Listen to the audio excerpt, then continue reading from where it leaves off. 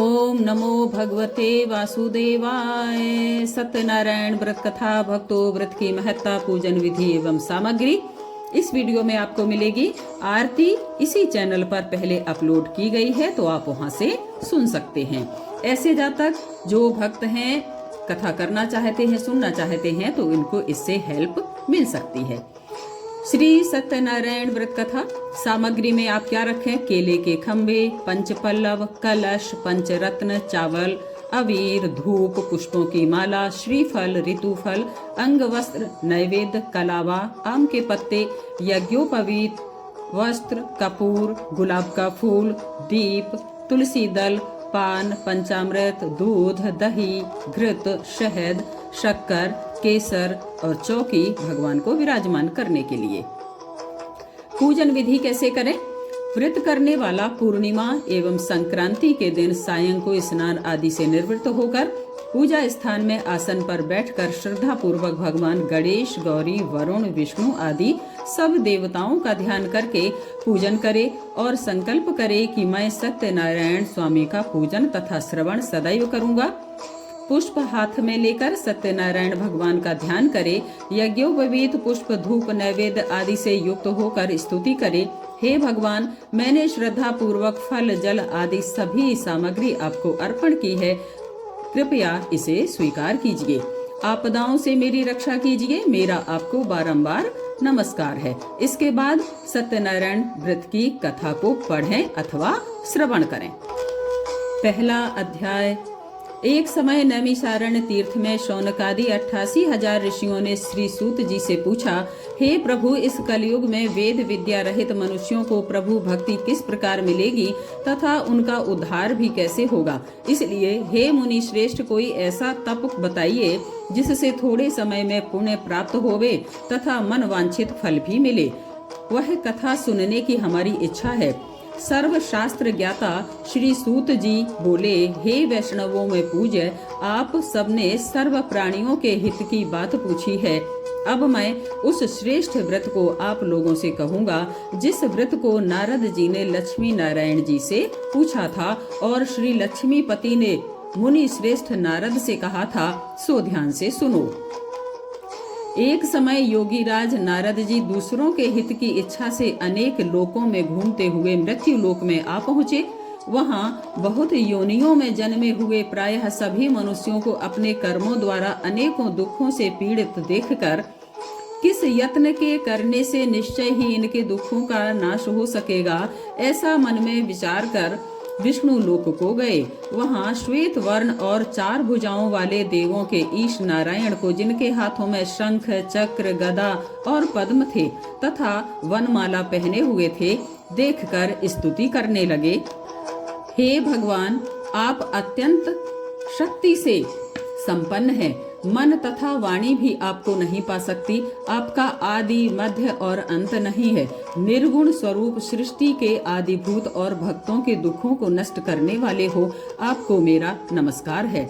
नारद जी से इस प्रकार की स्तुति सुनकर विष्णु भगवान बोले कि हे मुनि श्रेष्ठ, आपके मन में क्या है? आपका यहाँ किस कार्य के लिए आगमन हुआ है? निसंकोच कहो। तब नारद मुनि बोले, मृत्यु लोक में सब मनुष्य जो अनेक योनियों में पैदा हुए हैं, अपने अपने कर्मों के द्वारा अनेक प्रकार के दुखों से दुखी हो रहे हैं।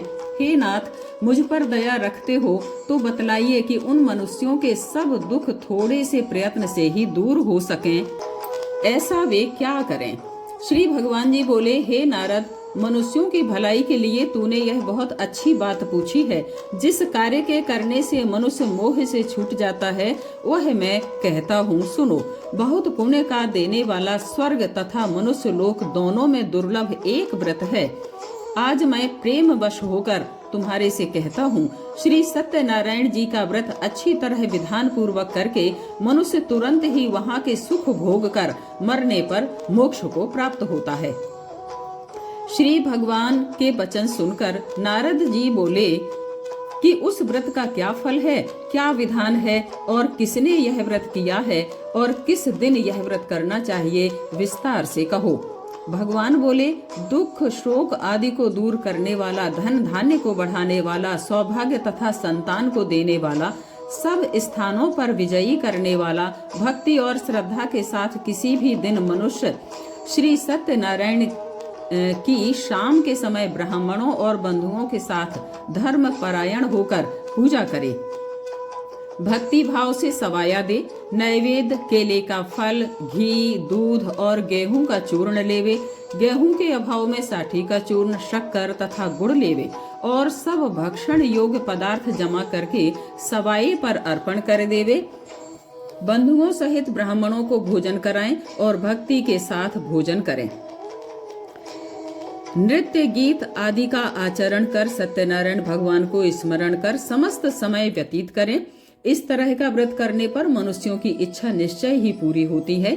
विशेषकर कलिकाल में भूमि पर यही मोक्ष का सरल उपाय है। इति श्री सत्यनारायण व्रत कथा प्रथम अध्याय संपन्न हुआ। द्वितीय अध्याय। श्री सूत जी बोले, हे ऋषियों, जिसने पहले समय में इस व्रत को किया है उसका इतिहास कहता हूँ, ध्यान से सुनो। सुंदर काशीपुरी नगरी में एक अति निर्धन ब्राह्मण रहता था। वह भूख और प्यास से बेचैन हुआ नित्य ही पृथ्वी पर घूमता था। ब्राह्मणों को प्रेम करने वाले भगवान ने ब्राह्मण को दुखी देखकर बूढ़े ब्राह्मण का रूप धारण कर उसके पास जाकर आदर से पूछा कि हे विप्रवर, नित्य दुखी हुआ पृथ्वी पर क्यों घूमता है? हे श्रेष्ठ ब्राह्मण, यह सब मुझसे कहो, मैं सुनना चाहता हूँ। ब्राह्मण बोला, मैं निर्धन ब्राह्मण हूँ, भिक्षा के लिए पृथ्वी पर फिरता हूँ। हे भगवान, यदि आप इसका उपाय जानते हो तो कृपा करके कहो। वृद्ध ब्राह्मण बोला कि सत्यनारायण भगवान मन वांछित फलों को देने वाले हैं, इसलिए हे ब्राह्मण, तू उनका पूजन कर, जिसके करने से मनुष्य सब दुखों से मुक्त होता है। ब्राह्मण को सारा व्रत विधान बतलाकर बूढ़े ब्राह्मण का रूप धारण करने वाले सत्यनारायण भगवान अंतर्ध्यान हो गए। जिस व्रत को वृद्ध ब्राह्मण ने बतलाया मैं उसको करूंगा, यह निश्चय करने पर उसे रात में नींद भी नहीं आई। वह सवेरे ही उठा, सत्यनारायण के व्रत का निश्चय करके भिक्षा के लिए चला। उस दिन उसको भिक्षा में बहुत धन मिला, जिससे बंधु बांधवों के साथ उसने सत्यनारायण भगवान का व्रत किया। इसके करने से वह ब्राह्मण सभी दुखों से छूटकर अनेक प्रकार की संपत्तियों से युक्त हुआ। उस समय से वह ब्राह्मण हर माह में व्रत करने लगा। इस तरह सत्यनारायण भगवान के इस व्रत को जो करेगा वह सभी पापों से छूटकर सभी संपत्तियों को प्राप्त कर मोक्ष को भी प्राप्त होगा। आगे जो पृथ्वी पर सत्यनारायण का व्रत करेगा वह मनुष्य सभी दुखों से छूट जाएगा, सभी तरह की लक्ष्मी का उपभोग करेगा। इस तरह नारद जी ने नारायण का कहा हुआ यह व्रत तुमसे कहा। हे विप्रवर, हे विप्रो, मैं अब और क्या कहूँ? ऋषि बोले, हे मुनीश्वर, संसार में इस ब्राह्मण से सुनकर किसने इस व्रत को किया हम सब सुनना चाहते हैं। इसके लिए हमारे मन में श्रद्धा भी है। सूत जी बोले, हे मुनियों, जिसने इस व्रत को किया है वह सब सुनो। एक समय वह ब्राह्मण धन और ऐश्वर्य के अनुसार बंधु बांधवों के साथ व्रत करने को तैयार हुआ। उसी समय एक लकड़ी बेचने वाला बूढ़ा आया और बाहर लकड़ियों को रखकर ब्राह्मण के मकान में गया। प्यास से दुखी लकड़हारा उनको व्रत करते देखकर ब्राह्मण को नमस्कार करके कहने लगा कि आप यह क्या कर रहे हैं और इसके करने से क्या फल मिलता है? कृपा करके मुझसे कहो। ब्राह्मण ने कहा, सब मनोकामनाओं को पूरा करने वाला यह सत्यनारायण भगवान का व्रत है। इसकी ही कृपा से मेरे यहाँ धन धान्य आदि की वृद्धि हुई है। ब्राह्मण से इस व्रत के बारे में जानकर लकड़हारा बहुत प्रसन्न हुआ। चरणामृत लेकर और प्रसाद खाने के बाद अपने घर को गया। लकड़हारे के मन में इस प्रकार का संकल्प किया कि आज ग्राम में लकड़ी बेचने से जो धन मुझे मिलेगा इसी से सत्यनारायण देव का उत्तम व्रत करूंगा। यह मन में विचार करके वह बूढ़ा लकड़हारा लकड़ियां अपने सिर पर रखकर जिस नगर में धनवान लोग रहते थे वह ऐसे सुंदर नगर में गया। उस रोज वहां पर उसे उन लकड़ियों का दाम पहले दिनों से चौगुना मिला। तब वह बूढ़ा लकड़हारा दाम लेकर और अति प्रसन्न होकर पक्के केले की फली, शक्कर, घी, दूध और दही, गेहूं का चूर्ण इत्यादि सत्यनारायण भगवान के व्रत की कुल सामग्रियों को लेकर अपने घर गया। फिर उसने सब अपने भाइयों को बुलाकर विधि के साथ भगवान जी का पूजन और व्रत किया। उस व्रत के प्रभाव से बूढ़ा लकड़हारा धन, पुत्र आदि से युक्त हुआ और संसार के समस्त सुख भोग कर वैकुंठ धाम को चला गया। इति श्री सत्यनारायण व्रत कथा द्वितीय अध्याय संपन्न हुआ। ओम। तृतीय अध्याय। सूत जी बोले, हे श्रेष्ठ मुनियों, अब आगे की कथा कहता हूँ, सुनो। पहले समय में उल्का मुख नाम का एक बुद्धिमान राजा था। वह सत्य वक्ता और जितेंद्रिय था। प्रतिदिन देव स्थानों में जाता तथा गरीबों को धन देकर उनके कष्ट दूर करता था। उसकी पत्नी कमल के समान मुख वाली और सती साध्वी थी। भद्रशीला नदी के तट पर उन दोनों ने सत्यनारायण देव का व्रत किया। उस समय में वहाँ एक साधु वैश्य आया। उसके पास व्यापार के लिए बहुत सा धन था। नाव को किनारे पर ठहराकर राजा के पास गया और राजा को व्रत करते हुए देखकर विनय के साथ पूछने लगा, हे राजन, भक्ति युक्त चित्त से यह आप क्या कर रहे हैं? मेरी सुनने की इच्छा है, यह आप मुझे बताइए। राजा बोला, हे साधु, अपने बांधवों के साथ पुत्र आदि की प्राप्ति के लिए यह महाशक्तिवान सत्यनारायण भगवान का व्रत व पूजन किया जा रहा है। राजा के वचन सुनकर साधु आदर के साथ बोला, हे राजन, मुझसे इसका सब विधान कहो। मैं भी आपके कथनानुसार इस व्रत को करूंगा। मेरी भी कोई संतान नहीं है और इससे निश्चय ही होगी। राजा से सब विधान सुनकर व्यापार से निवृत्त हो आनंद के साथ घर पर आया। साधु ने अपनी स्त्री से संतान देने वाले उस व्रत का समाचार सुनाया और कहा कि जब मेरे संतान होगी तब मैं इस व्रत को करूंगा। साधु ने ऐसे वचन अपनी स्त्री लीलावती को कहे। एक दिन उसकी स्त्री लीलावती पति के साथ आनंदित हो सांसारिक धर्म में प्रवृत्त होकर सत्यनारायण भगवान की कृपा से गर्भवती हो गई तथा 10वें महीने में उसके एक सुंदर कन्या का जन्म हुआ। दिन दिन वह इस तरह बढ़ने लगी जैसे शुक्ल पक्ष का चंद्रमा बढ़ता है। कन्या का नाम कलावती रखा गया। तब लीलावती ने मीठे शब्दों में अपने पति से कहा कि आपने जो संकल्प किया हुआ था कि भगवान का व्रत करूंगा, अब आप उसे करिए। साधु बोला, हे प्रिय, इसके विवाह पर करूंगा। अपनी पत्नी को आश्वासन दे वह नगर को गया। कलावती पितृगृह में वृद्धि को प्राप्त हो गई। साधु ने जब नगर में सखियों के साथ अपनी पुत्री को देखा तो तुरंत ही दूत बुलवाकर कहा कि पुत्री के वास्ते कोई सुयोग वर देख कर लाओ। साधु की आज्ञा पाकर दूत कंचन नगर पहुंचा और वहां पर बड़ी खोज करके और देखभाल कर लड़की के वास्ते सुयोग वणिक पुत्र को लाया। उस सुयोग लड़के को देखकर साधु ने अपनी भाई बंधुओं सहित प्रसन्न चित्त होकर अपनी पुत्री का विवाह उसके साथ कर दिया। किंतु दुर्भाग्य से विवाह के समय भी उस व्रत को करना भूल गया। तब श्री भगवान क्रोधित हो गए और श्राप दिया कि तुम्हें दारुण दुख प्राप्त होगा। अपने कार्य में कुशल साधु बनिया अपने जामाता सहित समुद्र के समीप रत्नपुर नगर गया। वहां दोनों ससुर जमाई चंद्रकेतु राजा के नगर में जा पहुंचे और व्यापार करने लगे। एक दिन भगवान सत्यनारायण की माया से प्रेरित कोई चोर राजा का धन चुराकर शीघ्रता पूर्वक जा रहा था, किंतु पीछे से राजा के दूतों को आते देखकर चोर ने घबराकर भागते भागते धन को वहीं चुपचाप रख दिया जहां वह दोनों ससुर जमाई ठहरे हुए थे। तब दूतों ने उस साधु वैश्य के पास जाकर के धन को रखा देखा तो दोनों को बांध कर ले गए और प्रसन्नता से दौड़ते हुए राजा के समीप जाकर बोले, यह 2 चोर हम पकड़ कर लाए हैं, देखकर आज्ञा दीजिए। राजा की आज्ञा से उनको कठिन कारावास में डाल दिया गया और उनका धन राजा ने छीन लिया। उसी श्राप द्वारा उनकी पत्नी भी घर पर बहुत दुखी हुई। घर पर जो धन रखा था चोर चुरा कर ले गए। शारीरिक व मानसिक पीड़ा में भूख प्यास से अति दुखित हो अन्न की चिंता में कलावती एक ब्राह्मण के घर गई। वहां उसने सत्यनारायण व्रत होते हुए देखा। उसने वहां कथा सुनी तथा प्रसाद ग्रहण करके रात को घर आई। माता ने कलावती से कहा, हे पुत्री, दिन में कहाँ रही? वह तेरे मन में क्या है? कलावती बोली, हे माता, मैंने एक ब्राह्मण के घर में सत्यनारायण का व्रत देखा है। कन्या के वचन सुनकर लीलावती भगवान के पूजन की तैयारी करने लगी। लीलावती ने परिवार और बंधुओं सहित भगवान का पूजन किया और यह वर मांगा कि मेरे पति और दामाद शीघ्र ही घर आ जावें, और प्रार्थना की कि हम सबका अपराध क्षमा करो। सत्यनारायण भगवान ऐसे व्रत से संतुष्ट हो गए।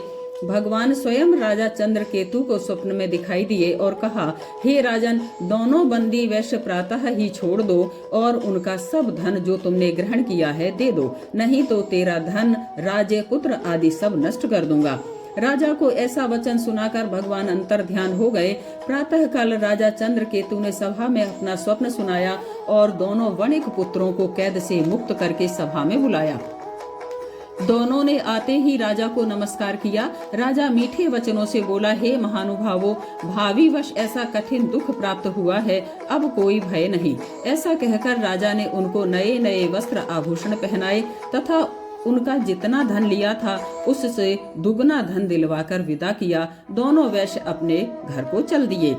इति श्री सत्यनारायण व्रत कथा तृतीय अध्याय संपन्न हुआ।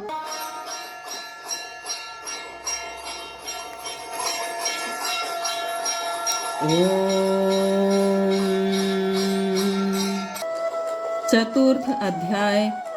सूत जी बोले, वैश्य ने मंगलाचार करके यात्रा आरंभ की और अपने नगर को चला। उनके थोड़ी दूर पहुंचने पर दंडी वेशधारी सत्यनारायण ने उनसे पूछा, हे साधु, तेरी नाव में क्या है? अभिमानी वणिक हंसता हुआ बोला, हे दंडी, आप क्यों पूछते हो? क्या धन लेने की इच्छा है? मेरी नाव में तो बेल तथा पत्ते आदि भरे हैं। वैश्य का कठोर वचन सुनकर भगवान ने कहा, तुम्हारा वचन सत्य हो।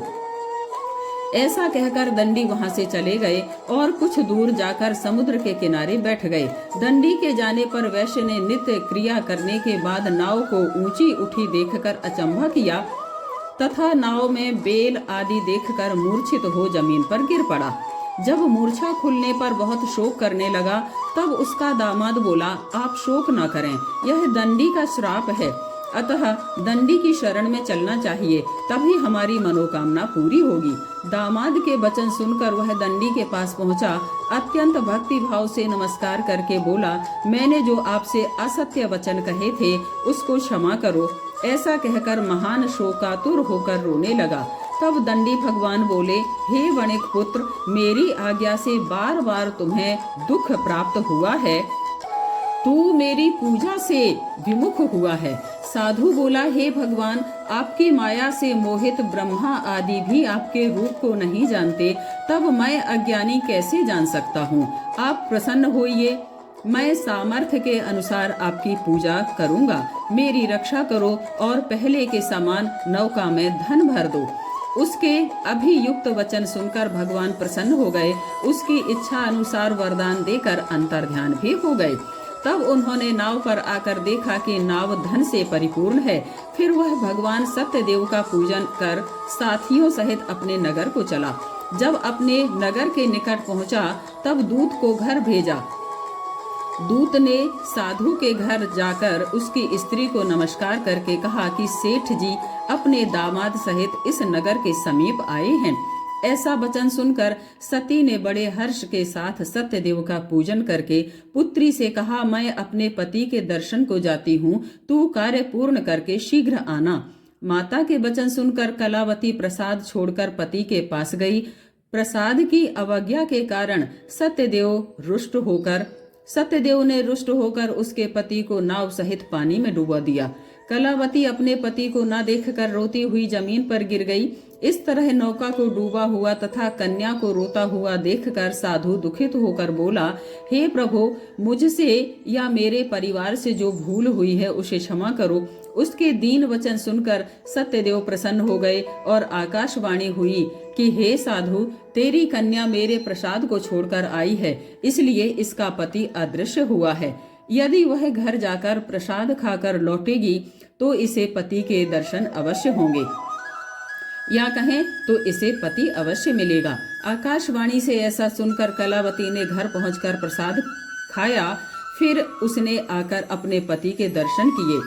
तब वैश्य परिवार के सब लोग प्रसन्न हुए और फिर साधु ने बांधवों सहित सत्यदेव का विधि पूर्वक पूजन किया। उस दिन से प्रत्येक पूर्णिमा व संक्रांति को सत्यनारायण का पूजन करने लगा। व्रत के प्रभाव से आयु पर्यंत इस लोक का सुख भोग कर अंत में वह स्वर्ग को चला गया। इति श्री सत्यनारायण व्रत कथा चतुर्थ अध्याय संपन्न हुआ।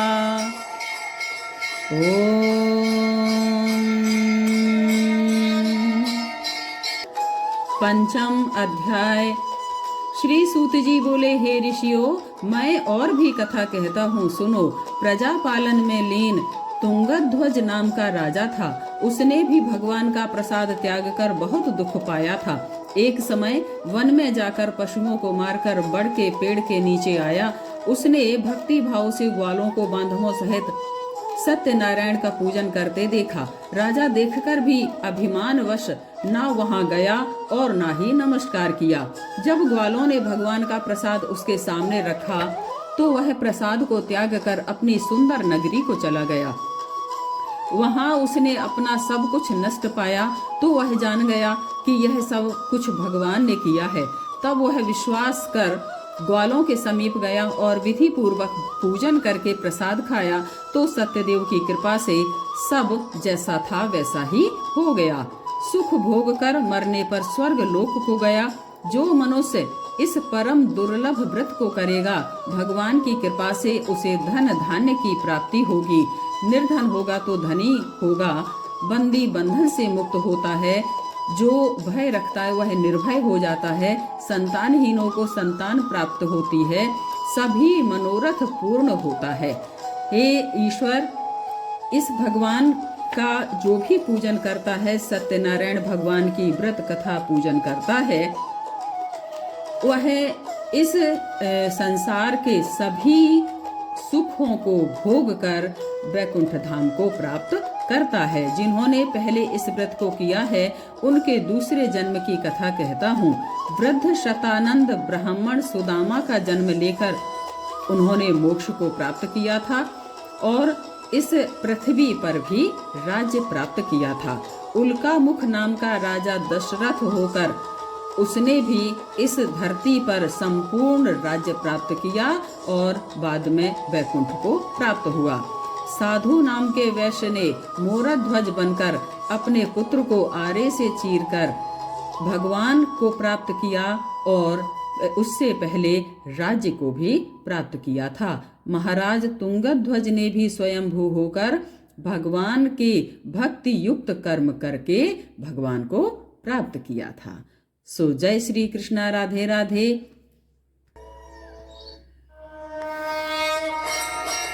इति श्री सत्यनारायण व्रत कथा संपन्न हुई। ओम